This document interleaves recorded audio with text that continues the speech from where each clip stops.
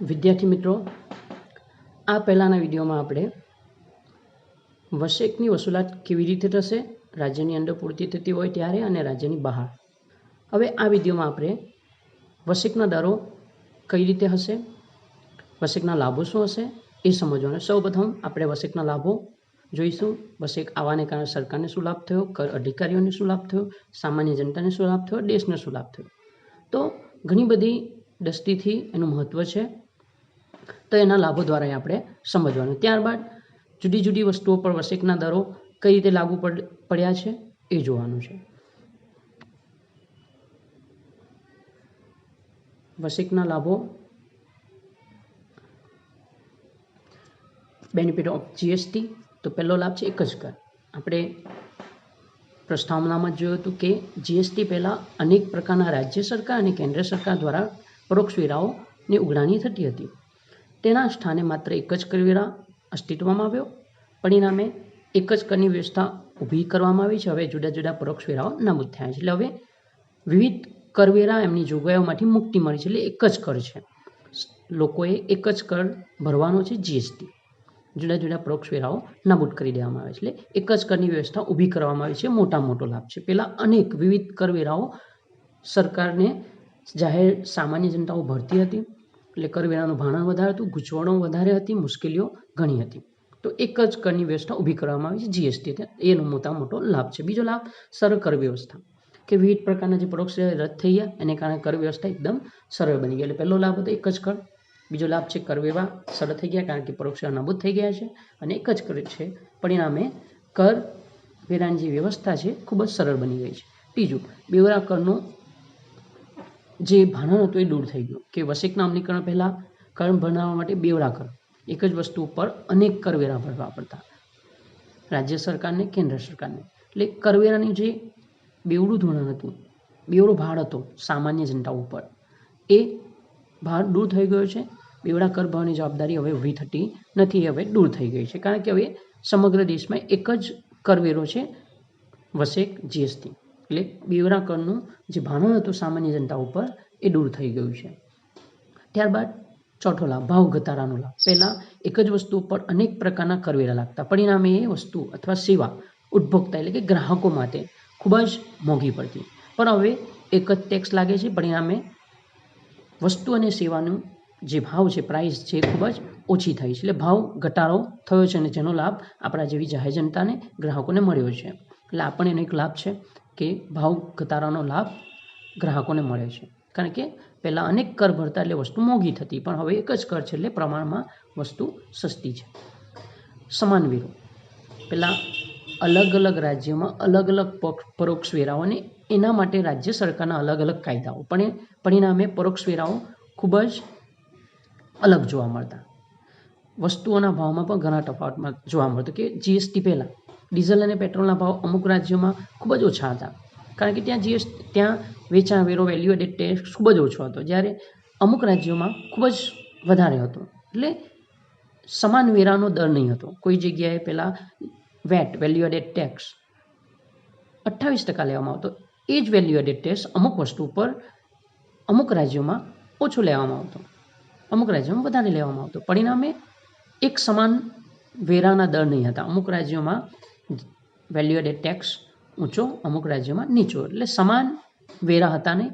જીએસટીને કારણે હવે સમગ્ર દેશમાં એક સમાન દરો જોવા મળે છે. કોઈ પણ વસ્તુ હોય દરેક રાજ્યમાં એનો દર સરખો જોવા મળશે. એટલે દેશવ્યાપી સમાન વેરાઓની વ્યવસ્થા ઉદ્ભવી છે.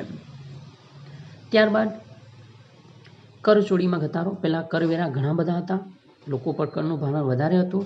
પરિણામે લોકો કર ભરવાથી ગભરાતા. પરિણામે શું કરતા, કરચોરીના પ્રયત્નો કરતા. પણ હવે કર ઓછા થઈ ગયા છે, કરનો દર ઓછો થયો છે. પરિણામે કરચોરી કરવાનું મન વેપારીઓને નથી થતું. એટલે કરચોરીનું જે દૂષણ હતું એમાં ઘટાડો થયો છે. કર વ્યવસ્થામાં પારદર્શિતા આવી છે. હવે કરચોરી કોઈ કરી શકે પણ નહીં એવી વ્યવસ્થા ઊભી કરવામાં આવી છે. એટલે કરચોરીમાં ઘટાડો થવા માટે જીએસટી ઘણા અંશે જવાબદાર રહેશે. બીજું, વસેક પરત જમા, કે ખરીદી પર ચૂકવવામાં આવેલ વસેક વેચાણ પર ચૂકવવાપાત્ર વસેકમાંથી બાદ મળે છે. એટલે જ્યારે વેપારી ખરીદી કરે ત્યારે વસેક ચૂકવે છે અને જ્યારે એ વેચે છે ત્યારે વસેકની વસૂલાત કરે છે. તો એમાંથી ખરીદીનો વસેક બાદ કરીને ચોખ્ખી રકમ જ ભરવાની રહેતી હોય છે. એટલે ખરીદ પર ચૂકવવામાં આવેલ વસેક વેચાણ પર ચૂકવવાપાત્ર વસેકમાંથી બાદ કરી દેવામાં આવે અને જે ચોખ્ખી રકમ વધે છે એ જ વસેક જે તે સરકારને ભરવાની, કેન્દ્ર સરકાર અથવા રાજ્ય સરકારને, એટલે વસેક પરિત જમા મળે છે. ત્યારબાદ અર્થતંત્રમાં ઉપયોગી કે અર્થવ્યવસ્થા મજબૂતી પ્રાપ્ત થઈ છે. જીએસટીને કારણે સરકારને કરની આવકમાં વધારો થયો છે અને કરની આવક પ્રાપ્ત કરીને એનો ઉપયોગ દેશની અર્થવ્યવસ્થાને મજબૂત કરવા માટે કરી શકે છે. ઇન્ફ્રાસ્ટ્રક્ચરને મજબૂત કરવા માટે, દેશની આર્થિક સુવિધાઓ પૂરી પાડવા માટે જે નાણાંનો સ્ત્રોત જોઈએ એ જીએસટીને કારણે વધવા પામ્યો છે. વધારે કરવેરાની ઉઘરાણી કરી શકે છે. ત્યારબાદ વહીવટી કામગીરીમાં ઘટાડો, કર ભરનારની હિસાબી કામગીરીમાં ઘટાડો થાય. પહેલાં અનેક કરવેરા, તો અનેક કરવેરા માટે અલગ અલગ હિસાબી ચોપડા રાખવા પડે, તો હવે એક જ કરવેરો છે જીએસટી, એટલે હિસાબી કામગીરીમાં પણ એને કારણે ઘટાડો થયો છે. સરકારી કામગીરીમાં ઘટાડો, કરવેરા ઓફિસો છે, પહેલાં અનેક કરવેરા માટે અલગ અલગ ઓફિસોમાં ઘણું બધું કામ રહેતું, હવે એક જ કરવેરો છે એટલે કરવેરા અધિકારીઓની કામગીરીમાં પણ ઘટાડો થવા પામ્યો છે. તો આ રીતે ઘણા બધા લાભો થયા છે જીએસટીને કારણે. આપણા જનરલ નોલેજ માટે સમજવાનું છે. ત્યારબાદ વસ્તુ અને સેવાના કરના દર, રેટ ઓફ જીએસટી. તો વસ્તુ અને સેવાઓને એક જ પરોક્ષ કર માળખાની હેઠળ આવરી લેવામાં આવ્યા છે, જેને વસ્તુ અને સેવા કર, જેને ટૂંકમાં વસેક અથવા જીએસટી કહેવામાં આવે છે. આ કર કાયદા હેઠળ વસ્તુ અને સેવાની જરૂરિયાતને ધ્યાનમાં રાખીને જુદા જુદા કરના દર નક્કી કરવામાં. અમુક એવી ગરીબ વર્ગની વસ્તુઓ, મૂળભૂત જરૂરિયાતની, તેના પર કરવેરાનો દર 0 રાખ્યો છે અથવા નિયમિત રાખ્યો છે. અમુક મોસોફની વસ્તુઓ છે જે ધનિક વર્ગ ઉપયોગ કરે છે, તો એના પર કરવેરાનો દર 28% પણ રાખવામાં આવે છે. એટલે લોકોની જરૂરિયાત, લોકોની આર્થિક પરિસ્થિતિને આધારે કરવેરાની વસૂલાત થતી. એટલે અમુક વસ્તુઓ જે ગરીબ વર્ગ ઉપયોગ કરે છે, મધ્યમ વર્ગ ઉપયોગ કરે છે, તો એવી વસ્તુઓ પર કરવેરાનો દર નિયમિત હોય છે, ઓછો હોય છે. જ્યારે અમુક વસ્તુઓ ધનિક વર્ગ ઉપયોગ કરે છે, તેના પર કરવેરાનો દર વધુ હોય છે. એટલે કરવેરાનો દર નક્કી કરતી વખતે વસ્તુની સેવાની જરૂરિયાતને ધ્યાનમાં લેવામાં આવે અને એના આધારે કરવેરા નક્કી થાય. મૂળભૂત જરૂરિયાતોથી મોસોફની સગવડો સુધીની વસ્તુઓ અને સેવાઓ અંગે વિભિન્ન દરો નક્કી કરવામાં આવે છે. મૂળભૂતની વસ્તુઓ હોય, જીવન જરૂરિયાતની વસ્તુઓ હોય, ખાસ કરીને ગરીબ વર્ગની વસ્તુ હોય, તેના પર કરવેરાનો દર નિયમિત હોય છે, તો હોતો પણ નથી. અને મોસોફની વસ્તુઓ છે, કાર છે કે મોંઘી જ્વેલરી છે, તેના પર જીએસટીનો દર ઘણો ઊંચો હોય. 5 સ્ટાર હોટલમાં જીએસટીનો દર ઊંચો હતો, પહેલાં 28%. તો એવી વસ્તુઓ પર જીએસટીનો દર ઘણો ઊંચો જોવા, એટલે વિભિન્ન કરવેરાના દર મૂળભૂત જરૂરિયાતોથી લઈને મોસોફ વસ્તુઓ સુધી જોવા મળે છે. મૂળભૂત જરૂરિયાતી વસ્તુઓના શુલ્ક હોય છે, જેમાં 0%થી 28% સુધીનો દરનો સમાવેશ થાય છે. 0 થી 28%, મહત્તમ 28% જીએસટી હતો અને નિયત 0 હતો. અહીંયા જુદી જુદી વસ્તુઓ માટેના પરિશિષ્ટ આપેલા હોય છે, કે પરિશિષ્ટ 1, એમાં જે વસ્તુઓ મૂકવામાં આવી છે એ વસ્તુઓમાં જીએસટીનો દર રાજ્યની અંદર શું છે ને રાજ્યની બહાર હોય તો શું છે. તો અહીંયા પહેલું કોલમ છે પરિશિષ્ટ અને વસેકનો દર. પરિશિષ્ટ 1, એમાં જો રાજ્યની બહાર પૂર્તિ થતી હોય, કેન્દ્ર શાસિત પ્રદેશની બહાર પૂર્તિ થતી હોય, તો એક જ ટેક્સ ચૂકવવાનો રહેશે અને એને કહેવાશે ઇન્ટિગ્રેટેડ જીએસટી, આઈજીએસટી.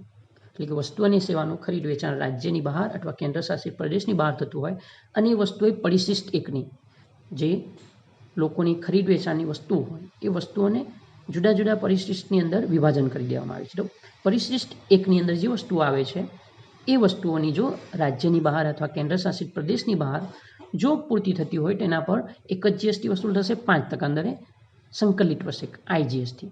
અને એ જ વસ્તુની પરિશિષ્ટ 1ની જ વસ્તુની રાજ્યની અંદર અથવા કેન્દ્ર શાસિત પ્રદેશની અંદર પૂર્તિ થતી હોય, ખરીદ વેચાણ થતું હોય, તો એના પર 2 જીએસટી વસૂલ થશે, પણ એ જીએસટીની અંદર અડધો થઈ જશે, 2.5%. 2.5% સેન્ટ્રલ જીએસટી કેન્દ્ર સરકારને મળશે અને 2.5% સ્ટેટ જીએસટી અથવા યુનિયન ટેરિટરી જીએસટી એ વસૂલ થશે. એટલે પરિશિષ્ટ 1ની વસ્તુનું વેચાણ રાજ્યની બહાર અથવા કેન્દ્ર શાસિત પ્રદેશની બહાર તો એક જ વસૂલ થશે, વસેક સેન્ટ્રલ ઇન્ટિગ્રેટેડ જીએસટી કે સંકલિત વસેક, જે કેન્દ્ર સરકારને મળશે. અને જો પરિશિષ્ટ 1ની વસ્તુનું વેચાણ રાજ્યની અંદર અથવા કેન્દ્ર શાસિત પ્રદેશની અંદર, તો 2 જીએસટી વસૂલ થશે. સેન્ટ્રલ જીએસટી જે 2.5% રહેશે અને સ્ટેટ જીએસટી અથવા યુનિયન ટેરિટરી જીએસટી એ પણ 2.5% રહેશે. 2.5% રાજ્ય સરકારને મળશે, 2.5% કેન્દ્ર સરકારને મળશે. બીજું પરિશિષ્ટ 2ની વસ્તુ. તો પરિશિષ્ટ 2ની અંદર જે વસ્તુઓનો સમાવેશ કરવામાં આવે છે એના પર જો રાજ્યની અંદર પૂર્તિ થઈ હોય, રાજ્યની બહાર પૂર્તિ થઈ હોય, કેન્દ્રશાસિત પ્રદેશની બહાર થઈ હોય તો ઇન્ટિગ્રેટેડ સંકલિત વસેક વસૂલ કરવામાં આવશે 12% દરે. અને જો રાજ્યની અંદર અથવા કેન્દ્રશાસિત પ્રદેશની અંદર હોય તો 6% વસૂલ કરવામાં આવશે. 6% કેન્દ્રશાસિત પ્રદેશ કે રાજ્ય દ્વારા સ્ટેટ જીએસટી અથવા યુનિયન ટેરેટરી જીએસટી વસૂલ કરવામાં આવશે અને 6% CGST એટલે કેન્દ્રીય વસેક વસૂલ કરવામાં આવશે. 6% વસૂલ થશે, 2 ભાગમાં વેચાઈ જશે. એ જ રીતે પરિશિષ્ટ 3 હોય તેમાં રાજ્યની બહાર અથવા કેન્દ્રશાસિત પ્રદેશની બહાર હોય તો એક જ જીએસટી વસૂલ થશે, ઇન્ટિગ્રેટેડ સંકલિત વસેક 18% દરે. અને જો એ રાજ્યની અંદર હોય તો 9% રાજ્ય સરકાર લેશે અને 9% કેન્દ્ર સરકાર લેશે. રાજ્ય સરકાર લેશે સ્ટેટ જીએસટી અને કેન્દ્ર સરકાર લેશે CGST એટલે સેન્ટ્રલ જીએસટી.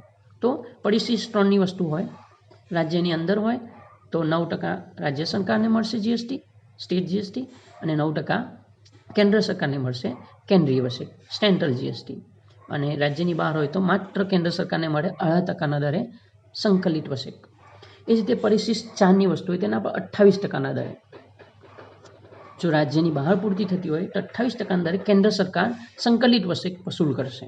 અને જો રાજ્યની અંદર હોય તો 14% સ્ટેટ વસેક એ રાજ્ય સરકાર વસૂલ કરશે અને 14% સેન્ટ્રલ એટલે કેન્દ્રીય વસેક એ કેન્દ્ર સરકાર વસૂલ કરશે. એટલે 28%ના 2 ભાગ થઈ જશે. 14% કોને મળશે? રાજ્ય સરકારને. 14% કેન્દ્ર સરકારને, સ્ટેટ જીએસટી અને સેન્ટ્રલ જીએસટી. પરિશિષ્ટ 3ની અંદર આવતી વસ્તુઓ છે એમાં જીએસટી અંદર 3% રહેશે. અને જો એ રાજ્યની બહાર હોય તો કેન્દ્રશાસિત પ્રદેશની બહાર તો 3% જીએસટી રહેશે સંકલિત વસેક જે કેન્દ્ર સરકારને મળશે. અને રાજ્યની અંદર હોય તો 1.5% કેન્દ્ર સરકારને મળશે સેન્ટ્રલ જીએસટી અને 1.5% મળશે રાજ્ય સરકારને સ્ટેટ જીએસટી. એટલે 3%ના 2 ભાગ થઈ જશે. 1.5% રાજ્ય સરકારને મળે, 1.5% કેન્દ્ર સરકારને મળે, સ્ટેટ જીએસટી અને સેન્ટ્રલ જીએસટી. અને પરિશિષ્ટ 6માં આવતી વસ્તુ જે ગરીબ વર્ગની હોય તેના પર એકદમ નોમિનલ હોય છે 0.25%. જો રાજ્યની બહાર હોય તો કેન્દ્ર સરકાર વસૂલ કરશે સંકલિત વસેક અને રાજ્યની અંદર હોય તો રાજ્ય સરકાર વસૂલ કરશે 0.125% દરે અને કેન્દ્ર સરકાર વસૂલ કરશે 0.125% દરે સ્ટેટ જીએસટી અને રાજ્ય જીએસટી. એટલે ટૂંકમાં યાદ રાખવાનું છે કે જુદા જુદા પરિશિષ્ટ છે 6 જેમાં અલગ અલગ વસ્તુઓને વિભાજિત કરીને મૂકવામાં આવે. પરિશિષ્ટ 1માં અમુક વસ્તુઓ છે, 2માં અલગ છે, 3માં અલગ છે. એટલે જીવન જરૂરિયાતની જે વસ્તુઓ છે, મોસોકની વસ્તુઓ છે એને આ 5 પરિશિષ્ટમાં વિભાજિત કરી દીધી છે. અલગ અલગ પરિશિષ્ટની વસ્તુઓ માટે અલગ અલગ જીએસટીનો દર છે. રાજ્યની અંદર હોય તો 2 જીએસટી ગણાશે અને રાજ્યની બહાર હોય તો એક જ જીએસટી હશે સંકલિત વસેક આ ટેબલ મુજબ. તો એ સમજવાનું છે જે વારંવાર સરકાર પરિવર્તન પણ કરે. આ દર એ સમય જતાં બદલાતા પણ હોય છે ને બદલાયા પણ છે અને ભવિષ્યમાં પણ બદલાઈ શકે. જીએસટીમાં ઉપયોગમાં આવતા જુદા જુદા પારિભાષિક શબ્દનું અંગ્રેજી નામ કે પહેલું છે પૂર્તિ, જેને આપણે ખરીદ વેચાણ કહીએ છીએ. ખરીદ વેચાણ થાય ને પૂર્તિ કહીએ છીએ. તો પૂર્તિ એટલે સપ્લાય, ખરીદી એટલે પરચેસ અને વેચાણ એટલે સેલ્સ. તો આપણે આ શબ્દોથી પરિચિત થવાનું છે કે પૂર્તિ એટલે સપ્લાય, ખરીદી એટલે પરચેસ, વેચાણ એટલે સેલ્સ. ત્યારબાદ બીજું છે આવક પૂર્તિ કેન્દ્રીય વસેક. આવક પૂર્તિ એટલે ઇનપુટ, કેન્દ્રીય એટલે સેન્ટ્રલ, વસેક એટલે જીએસટી. એટલે આવક પૂર્તિ કેન્દ્રીય વસ્તુની સેવા કર, પણ ઇંગ્લિશમાં કહેવું તો input central goods and service tax. આવક પૂર્તિ એટલે ઇનપુટ, કેન્દ્રીય એટલે સેન્ટ્રલ, વસેક એટલે જીએસટી. જીએસટીનું આખું નામ હોય તો ગુડ્સ એન્ડ સર્વિસ ટેક્સ. એટલે આવક પૂર્તિ કેન્દ્રીય વસેકને ટૂંકમાં કહેવાય તો CGST. આવક પૂર્તિ કેન્દ્રીય વસેકને ટૂંકમાં લખવું હોય તો શું લખે? CGST. આમ નામમાં તમે આ શબ્દ પ્રયોગ કરી શકો. ટૂંકમાં આખું આવક પૂર્તિ કેન્દ્રીય વસેક ન લખવું હોય તો શું લખવું પડે? CGST. એટલે આવક પૂર્તિ એટલે શું? ઇનપુટ, કેન્દ્રીય એટલે શું? સેન્ટ્રલ, અને વસેક એટલે વસ્તુઓની સેવા કર એટલે good and service tax GST. વસેકને આપણે ટૂંકમાં કહેવું હોય તો જીએસટી. આવક પૂર્તિ રાજ્ય વસેક. આવક પૂર્તિ એટલે ઇનપુટ, રાજ્ય એટલે સ્ટેટ, વસેક એટલે જીએસટી. એટલે ઇનપુટ સ્ટેટ જીએસટી ટૂંકમાં કહેવાય તો SGST. ત્યારબાદ આવક પૂર્તિ કેન્દ્ર શાસિત પ્રદેશનો વસેક. આવક પૂર્તિ એટલે ઇનપુટ, કેન્દ્ર શાસિત પ્રદેશ એટલે યુનિયન ટેરેટરી અને વસેક એટલે જીએસટી. એટલે input union territory GST, UTGST ટૂંકમાં કહેવું હોય તો. આવક પૂર્તિ સંકલિત વસેક. આવક પૂર્તિ એટલે ઇનપુટ, સંકલિત એટલે ઇન્ટિગ્રેટેડ અને વસેક એટલે જીએસટી એટલે ઇનપુટ ઇન્ટિગ્રેટેડ જીએસટી, IGST ટૂંકમાં કહેવું હોય તો. ત્યારબાદ જાવક પૂરતી કેન્દ્રીય વસેક. જાવક પૂરતી એટલે આઉટપુટ, કેન્દ્રીય એટલે સેન્ટ્રલ, ને વસેક એટલે જીએસટી. એટલે આઉટપુટ સેન્ટ્રલ જીએસટી, ટૂંકમાં કહ્યું તો CGST, આઉટપુટ CGST. જાવક પૂરતી કેન્દ્રીય વસેકને ટૂંકમાં લખો એટલે આઉટપુટ CGST, તો OCGST કહી શકો, આઉટપુટનો O આગળ લગાવી શકો.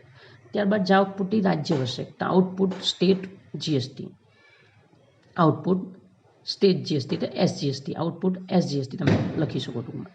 ત્યારબાદ આવક પૂરતી કેન્દ્ર શાસિત પ્રદેશનો વસેક, જાવક પૂરતી કેન્દ્ર શાસિત પ્રદેશનો વસેક.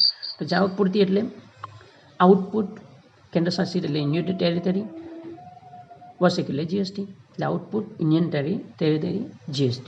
ત્યારબાદ જાવક પૂરતી સંકલિત વસેક, તો આઉટપુટ સંકલિત એટલે ઇન્ટિગ્રેટેડ, વસેક એટલે GST, એટલે આઉટપુટ ઇન્ટિગ્રેટેડ GST, ટૂંકમાં કહ્યું તો IGST. આંતરરાજ્ય પૂરતી એટલે ઇન્ટ્રાસ્ટેટ, આંતરરાજ્ય એટલે એક જ રાજ્યની અંદર, તો એને ઇન્ટ્રાસ્ટેટ સપ્લાય, પૂરતી એટલે સપ્લાય. આંતરરાજ્ય એટલે એક રાજ્યની અંદર અથવા એક કેન્દ્ર શાસિત પ્રદેશની અંદર જ, ગુજરાતની અંદર જ ખરીદ વેચાણ થતું હોય તો એ ઇન્ટ્રાસ્ટેટ સપ્લાય કહેવાય. તો આંતરરાજ્ય પૂરતી તો ઇન્ટ્રાસ્ટેટ સપ્લાય. અને આંતરરાજ્ય એક રાજ્યમાંથી બીજા રાજ્યમાં, મહારાષ્ટ્રમાંથી ગુજરાતમાં અથવા ગુજરાતમાંથી મહારાષ્ટ્રમાં કે બીજા કોઈ રાજ્યમાં, તો એને ઇન્ટરસ્ટેટ સપ્લાય કહેવાય, આંતરરાજ્ય પૂરતી. તો આ શબ્દથી આપણે પરિચિત થઈએ, એ ઘણું મહત્વનું છે. ભવિષ્યમાં તમને